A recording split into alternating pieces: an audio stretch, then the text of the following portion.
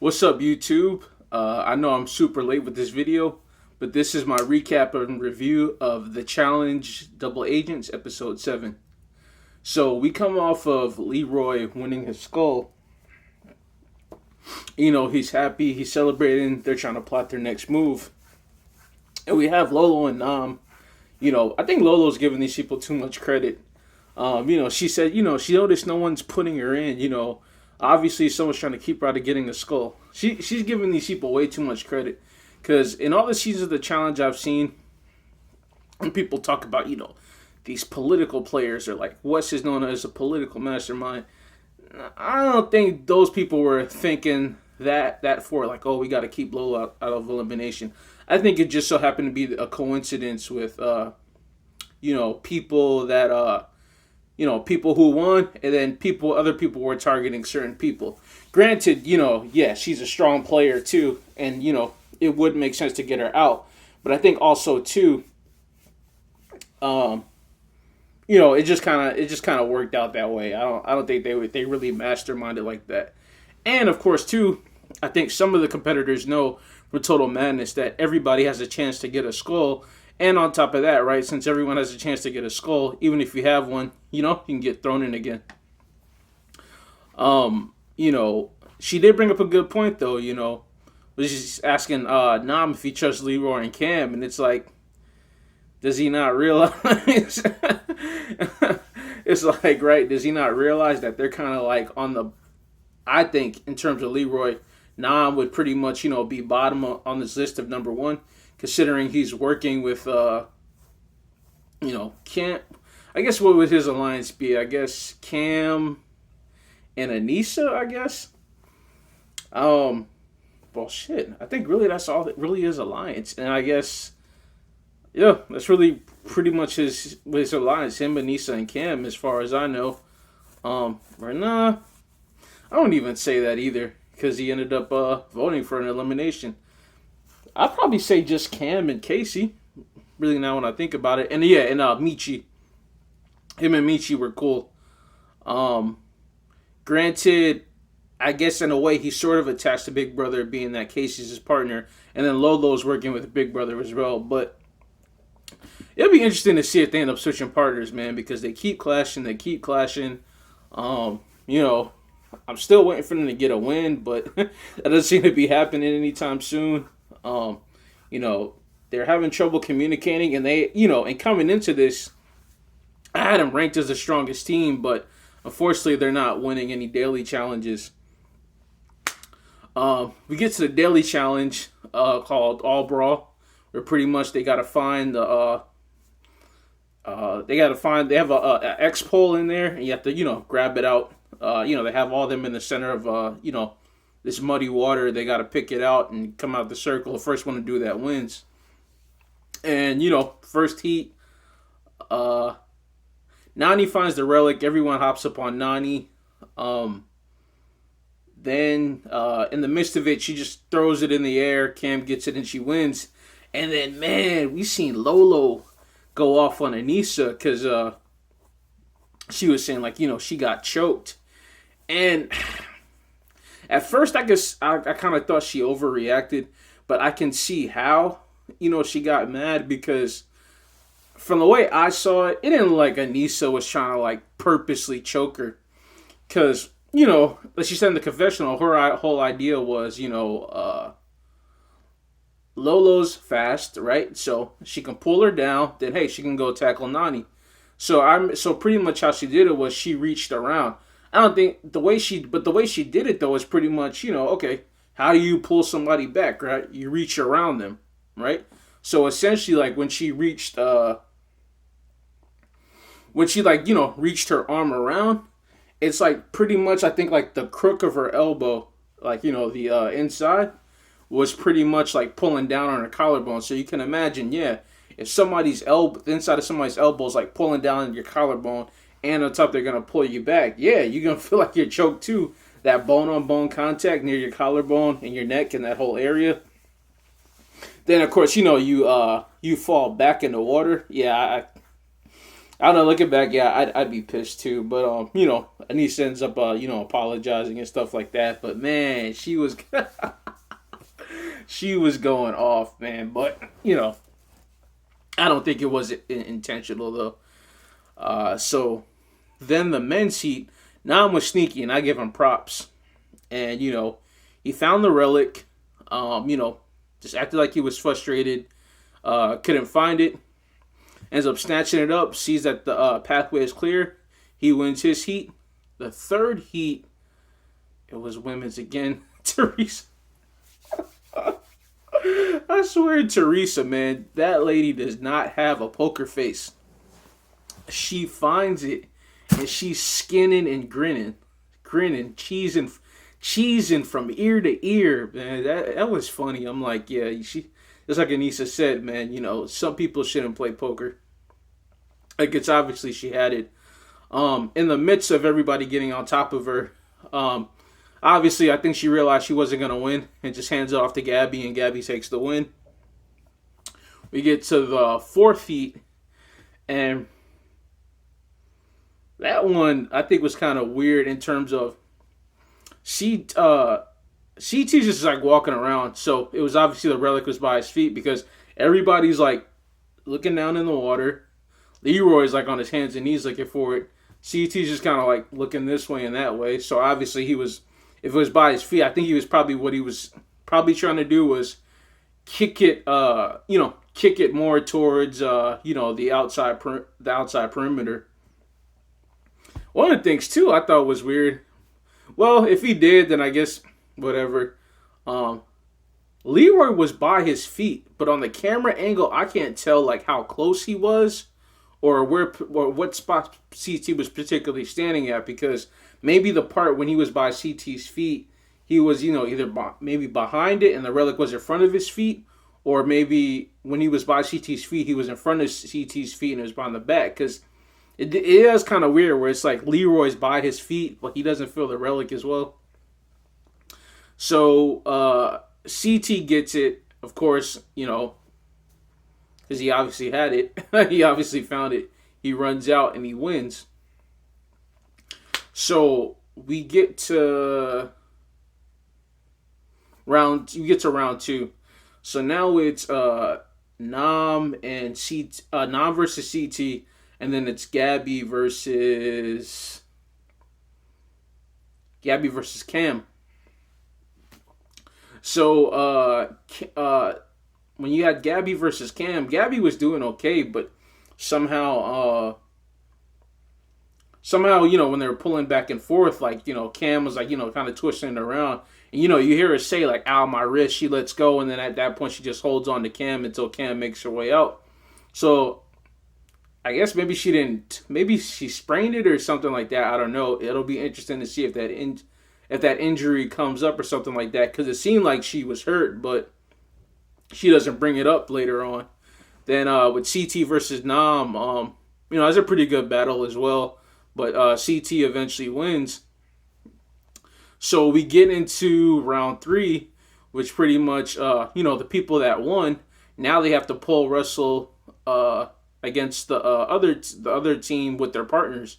So now we have CT versus Kyle and Cam versus Big T. And you can see CT getting frustrated when he was like, man, he was like, she's obviously not going to beat Cam. And then, I'm going to have to keep battling people all day. And I can see his frustration because it's like, obviously he knows she's going to lose. Then on top of that, we haven't seen Kyle versus CT in a 1-on-1. The only time we've seen that was that 3-way elimination, which is essentially 2-on-1. Because once Kyle got his ring away from JP in that elimination, and CT was still holding on to 2 rings, it's eventually 2-on-1, and CT's arms kind of got crossed up. That's how Kyle was able to win that one.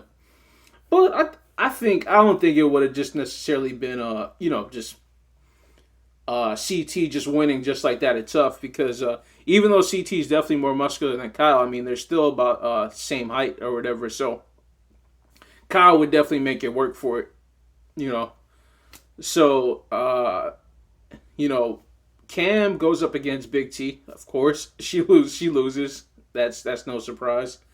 And then when we have Kyle versus CT, see, I wonder if TJ actually even like looks at these competitions. I mean, granted, you can't necessarily always gauge people's efforts, but obviously CT threw that one because you can even see how it's going. Okay, they're battling out for a little bit. It gets to a point where like Kyle ends up putting like his stomach down over the relic, the pole, whatever they called it, a relic, so called a relic.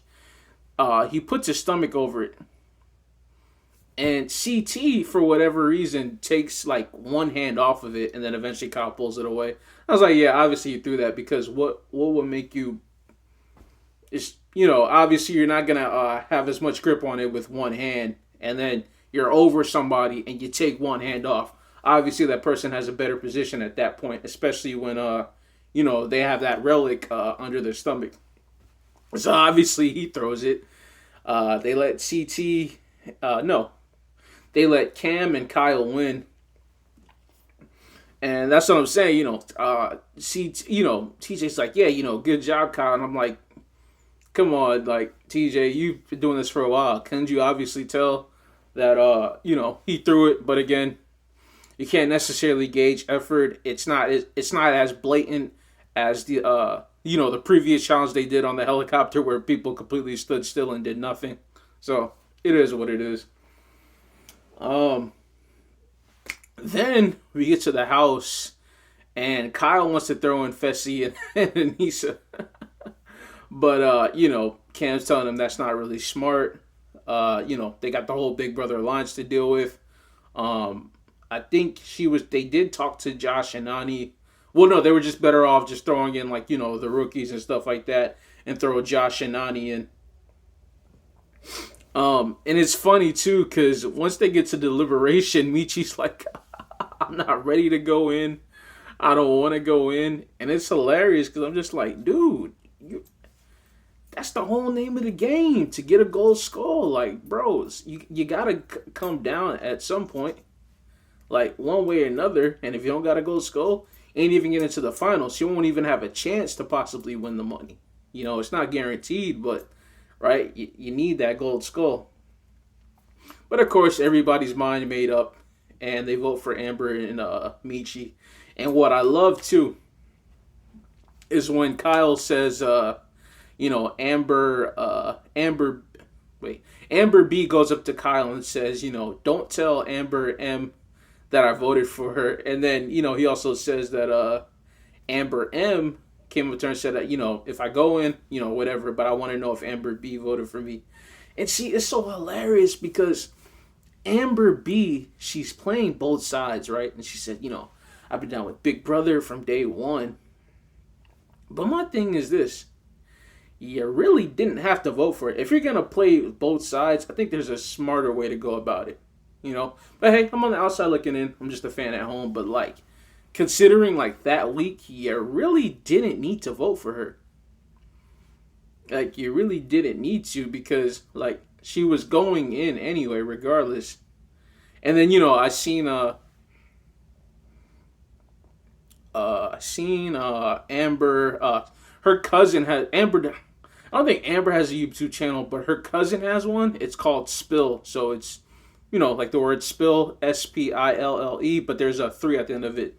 And they do their reactions to the episodes. And usually her cousin, Amber's cousin, and Amber, Amber will be on the channel, like, watching it with her cousin and stuff like that.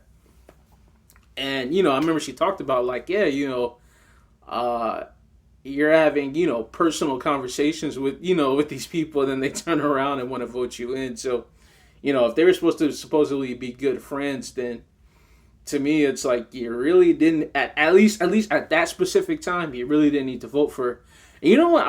I'm actually going to go back and look because I'm wondering if she even voted for her all those times before.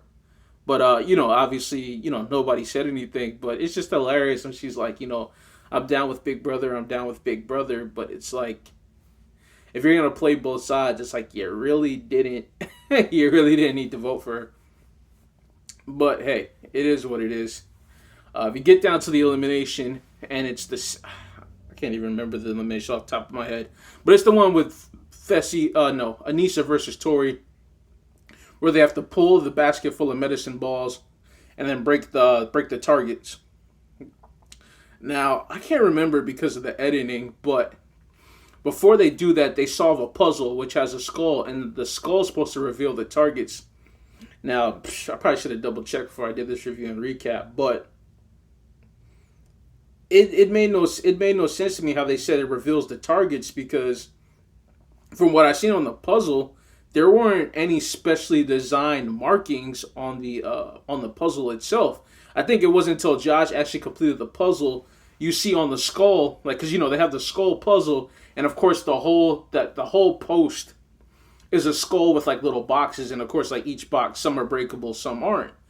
But I don't think it even showed on the pieces until like they did editing, like the cinematography, to where Josh got finished with this puzzle, they edited in like the white dots to see like, okay, these are the parts that would break. So I was thinking to myself, how would they even know, even after after they did the puzzle, that it was which specific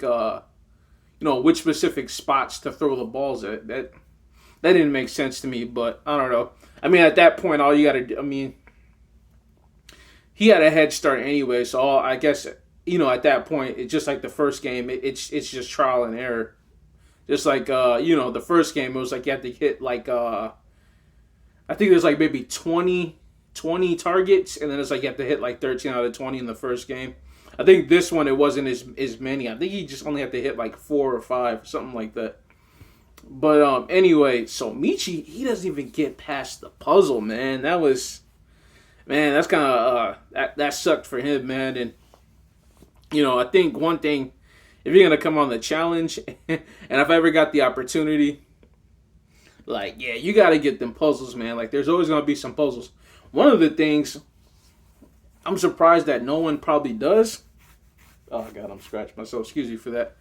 One of the things I wonder if people even do that seems to be a pattern that always comes up. Well, puzzle is like Sudoku. There's always seems to be some type of Sudoku coming up, whether it's like essentially the game, right? When we saw with the elimination with Nani versus Ashley, pretty much that game was Sudoku. But it's like, the numbers are represented by like, the drawings, right? So, and when you notice on those puzzle pieces, like if it's 3, however those things were designed, that's the number 3, 4, 5, etc. When we saw in like that mini final, they had to each add up, like each row had to add up to like 29, 39 or something like that. You would think people would probably be doing those. And it's funny because when Michi looks over at Josh's, it's like, come on, man, it's like a slider puzzle, so you still, even you set the copy, it's like you still got to move them. You still got to move them around. Just looking at it won't tell you where to move them. So they were clowning Josh how he's doing on the throwing, which I didn't think it was too bad. It didn't look good. It's funny how they say like Anissa did better, but yeah, it was kind of bad considering the fact that when he was throwing them, he wasn't hitting the targets. Actually, the first couple, he was hitting the bars. Well, yeah, he was hitting the wood, plastic, whatever it was. So it was just bounced back, didn't even hit the targets. And he wasn't throwing too bad. He was throwing like this. Well, I don't think he threw it that hard when he threw them. But granted, there's medicine balls. And I remember I like how Fesiel used the smaller ones because it was like a couple times he was, throwing the heavier ones. I think maybe that was a pretty big medicine ball. Maybe that one had to have been 30. Because I think about how big a 20, like a 20 is probably like this. So like a 30 is probably like this. I like how Fessy told him to use the smaller ones. And when I think about it too, even at 12 pounds, I think he would have just been better off. Like kind of like when Anissa threw it. All she did was just, like this, like this, like this. And I would have just done that too because even just with 12 pounds in your hand, just throwing that one-handed, that's kind of tough. Because I think about just even if you try to throw a football or even a basketball, as light as those are, that's still kind of tough. Let alone you have to maybe throw like a 12 pound medicine ball or something even higher, and then especially the higher up you have to throw it, the tougher it is. So he wins, and like, my God, man, you would have thought he won the show the way he was celebrating, man. When he's like, yes, yes, yes, like, Devin, maybe Hall next time. And then the fact when he said, "Oh man, this is what it's like to win in a limb." Like, nah, man. Like, you won against Michi, and I like Michi. He's cool, but it's like, right? He unfortunately hasn't done much in the game. He hasn't been a big threat in the game. That was probably the only person you were most likely to beat. So it's like, come on now, what are you really celebrating? Because granted, okay, you did something in a puzzle, but let's say it was something physical, you would have had the advantage. So it's like, come on, man, you're letting that one little elimination win go to your head, man. So it's it was hilarious, man. He's finally got his win and he finally got his skull, but I can see definitely down the line for the men, they can be targeting Josh. So he's celebrating right now, but he may most likely lose a skull in the future. So all right, that's my recap. Thank you for watching, and tune in to my recap and review for episode 8. Bye.